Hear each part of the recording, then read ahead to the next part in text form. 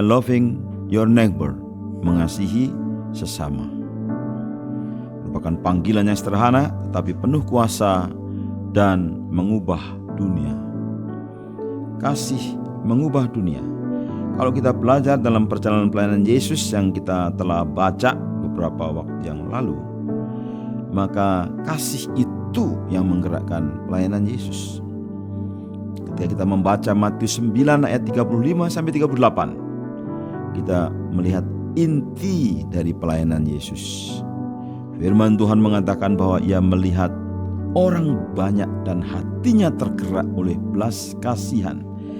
Kata tergerak oleh belas kasihan itu bukan sekedar rasa iba atau empati, tetapi pergerakan hati. Dia tidak tahan melihat orang-orang yang menderita dan segera menolong, segera bertindak.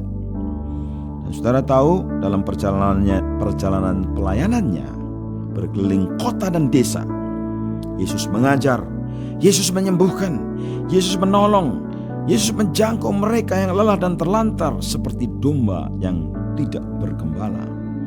Dan ini menjadi dasar pelayanan misi, dasar pelayanan hidup orang Kristen seluruh muka bumi ini.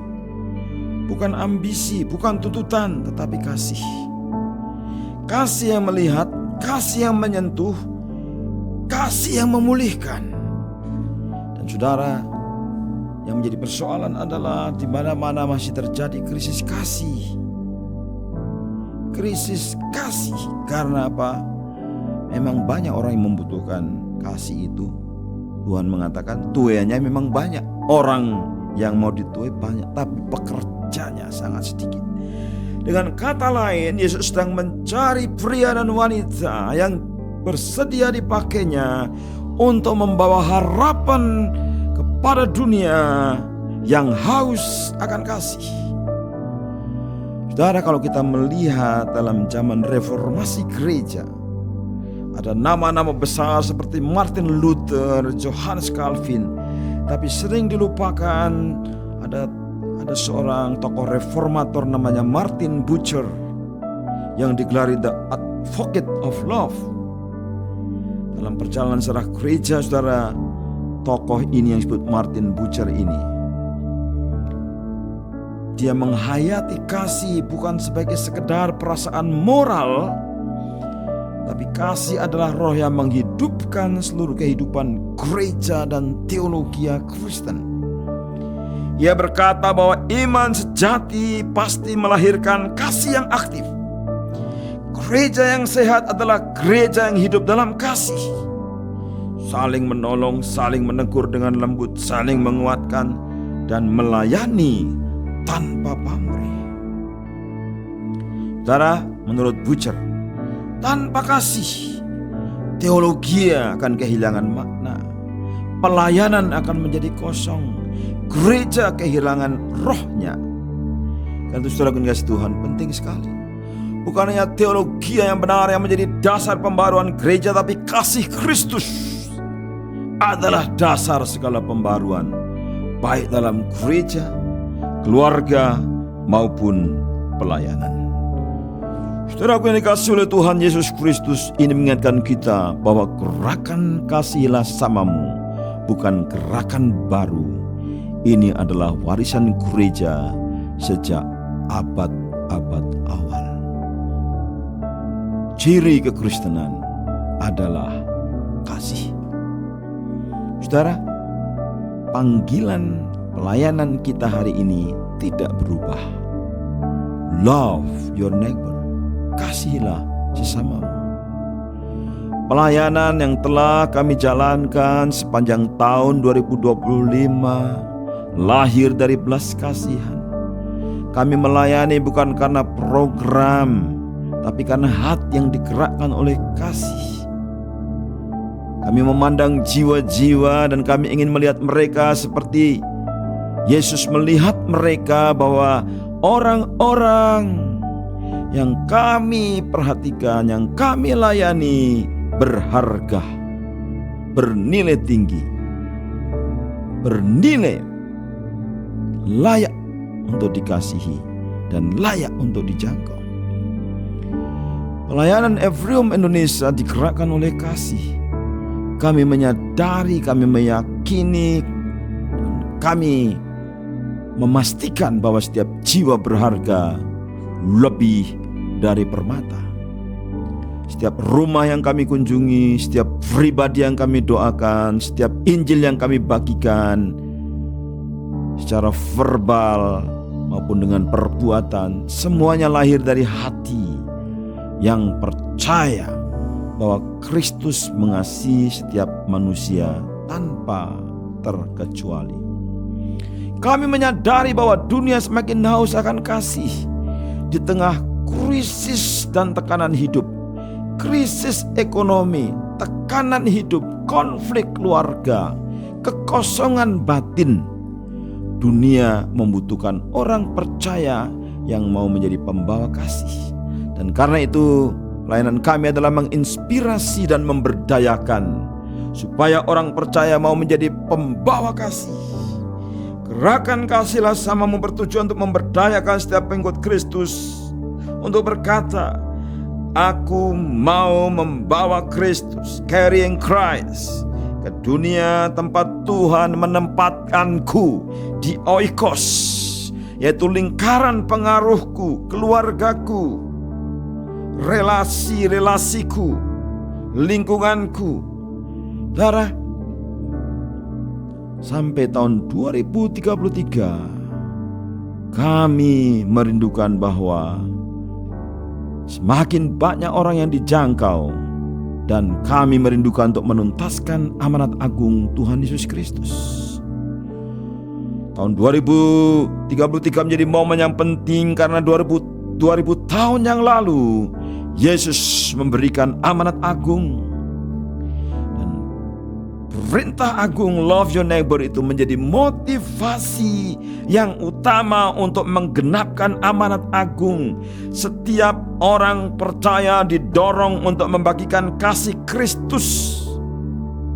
Dan kami mendorong setidaknya saudara pergi menemui satu orang dalam satu minggu. Saudara, bayangkan kalau setiap orang Kristen menemui satu orang dalam satu minggu, maka seluruh tubuh Kristus bergerak. Kita bisa membayangkan berapa jiwa yang akan dijangkau. Saudara, saya akan meringkaskan 3 panggilan bagi setiap orang yang mau menjangkau, setiap orang yang membawa Kristus. Yang pertama, kita perhatikan panggilan indah ini, yaitu melihat orang. Yang kedua, menunjukkan kasih. Yang ketiga, memperkatakan kata-kata pembangunan, kata-kata pengharapan. Melihat dengan mata Kristus, menyadari kehadiran mereka yang Tuhan tempatkan di sekitar kita, baik keluarga maupun tetangga, dengan kasih Kristus. Tunjukkan kasih melalui tindakan nyata. Apa yang bisa kita lakukan? Pertolongan apa yang bisa kita lakukan? Pemberian apa yang bisa kita berikan? Mungkin kita bisa mendampingi mereka, mengunjungi mereka, menghibur mereka. Tapi yang paling penting, kasih itu harus bergerak, bukan hanya diam saja. Praktekkan, beritakan kabar baik, kata-kata yang penuh kasih. Ceritakan bahwa setiap orang berharga di mata Kristus. Beritahu tentang kebaikan, mengapa Kristus mau datang untuk mencari dan menyelamatkan yang hilang, dan Kristus mau mati bagi setiap orang. Pengorbanannya membayar lunas hukuman manusia berdosa. Kematiannya di atas kayu salib, darahnya tercurah untuk membayar lunas hukuman yang seharusnya kita tanggung. Tuhan Yesus mati bagi kita, bangkit bagi kita, naik ke surga, duduk di sebelah kanan Allah Bapa, memerintah dari sana, dan akan datang kembali untuk menjemput orang-orang yang percaya. Saudara, memperkatakan pengharapan, speak of hope, word of hope, kata-kata yang baik. Injil ini bukan menjadi sebuah teori, tapi gaya hidup kita.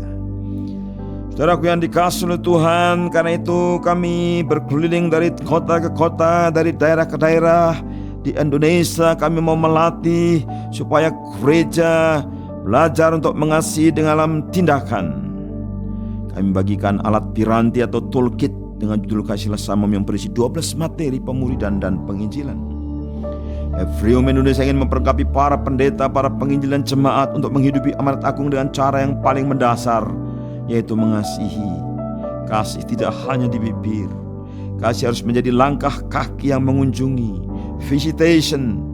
visitasi, tangan yang menolong, doa yang dinaikkan, kata-kata yang menguatkan, dan Injil dibagikan dengan rendah hati, bukan dalam kesombongan atau triumphalism, tapi dengan rendah hati dan lembut, hati yang terbuka, orang yang rela menerima, karena Tuhan tidak pernah memaksa, tapi Dia mengetuk pintu. Barang siapa membuka pintu, maka Yesus akan masuk, mendapatinya dan bersekutu dengan orang itu. Dan Yesus juga mengundang orang-orang, marilah datanglah kepadaku yang letih lesu beban berat, aku memberi kelegaan, sentosa bagi jiwamu. Tuhan telah membuktikannya bahwa pelayanan kasih ini menghasilkan orang-orang yang percaya. Ada 2.000 jiwa yang telah menerima Kristus dan bertumbuh dalam gereja lokal.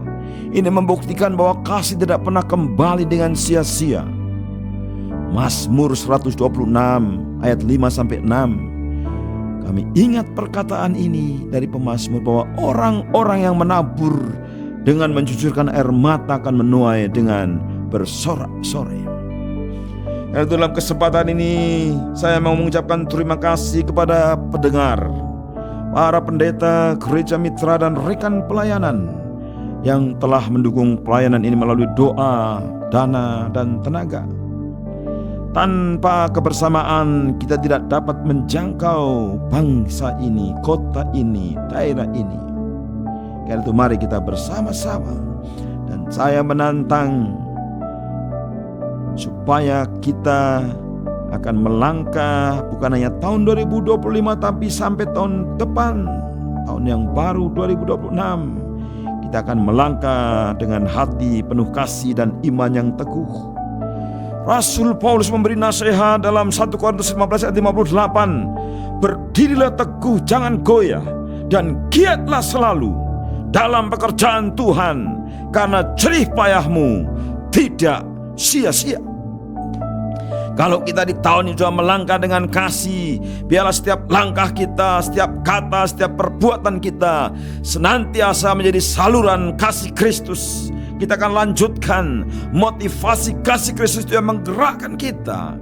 Kita jadikan di tahun depan, tahun 2026 sebagai tahun di mana Indonesia dipenuhi oleh orang-orang yang rela membawa kasih Kristus, carrying Christ di keluarga, pekerjaan, sekolah, lingkungan, komunitas. Mulai dengan satu orang setiap minggu, satu tindakan kasih, satu pengharapan, satu jiwa yang disentuh oleh Injil. Saudara-saudaraku yang dikasihi oleh Tuhan Yesus Kristus, dengan belas kasihan Kristus mari kita melayani dengan hati yang penuh kasih. Dan kiranya doa saya, Roh Kudus menolong kita melihat orang dengan mata Yesus, mengasihi dengan hati Yesus, dan membawa Injil dengan kuasa kasih-Nya.